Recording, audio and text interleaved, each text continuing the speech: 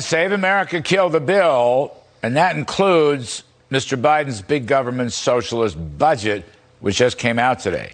So here to talk about it, Russ, Vought, former OMB director and now president for Renewing America. First of all, welcome, Russ, to our humble set. We appreciate you coming on. I see spending 23 to 24% of GDP, even by their counting, which is probably too low. That would be very, very high under normal circumstances. I see debt in public hands at still 102, 3, 104% of GDP. That's very, very high. And I also see him blaming Donald Trump for everything. What are you thinking here? Well, I mean, the warning sign is always when debt as a percentage of GDP is north of 100, and it would be for the entirety of this budget.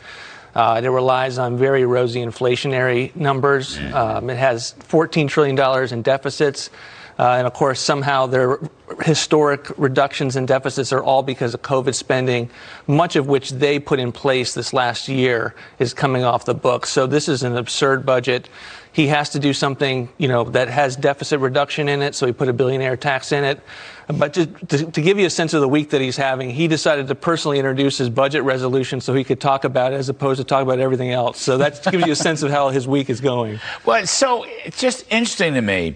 He's back with this goofy wealth tax on unrealized capital gains, which he cannot get past. I mean, there are even Democrats who oppose this thing. The socialists in Europe tried it and then failed with it. They had to throw it out. You wouldn't raise any money if you did it anyway, but it'll never go through. Why does he insist on doing this? He calls himself a capitalist. That's not capitalism. No, and I think that's what's amazing about it. If you look at their budget, it even only assumes about $360 billion that this would raise.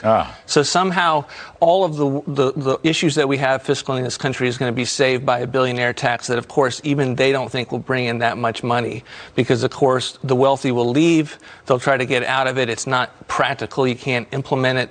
I think this is a head fake that they needed to do. Would they love to have it in place? Yes. But I think this is the kind of thing that they do to say that the president is serious about deficit reduction when inflation is at 7%, and they're trying to hide the fact that they're still spending upwards of 7 to 10% in that fiscal moment. I know it requires a lot of detailed analysis, but his increase in discretionary domestic spending, any ballpark estimates? Yeah, it's about 7% total, 4% defense, and we think as high as 12% on the non-defense side, which is astronomical. So that's huge. Yeah, it's huge. Wow. And they're trying to move some veteran spending offline, which you and I fought very hard to make sure that was accounted for accurately. So this thing spends too much, and as we unpack, we're going to realize that a lot of it goes to woke government, like $2.6 billion for gender equity. That's the kind of thing that as we unpack this budget, we're going to see that it's not on the side of the American people. At some point in the weeks and months ahead,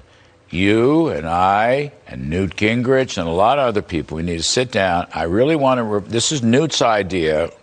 I want to revive the idea of a balanced budget that would freeze and limit spending or even cut domestic spending, that would lower taxes and regulations so you'd have growth on the revenue side from the economy and bring the size and scope of government down. I think the Republican Party needs to at least talk about that again. They haven't for many years. We have to. You have to have fiscal goals. We had this budget balance as a proposal under President Trump. It can be done.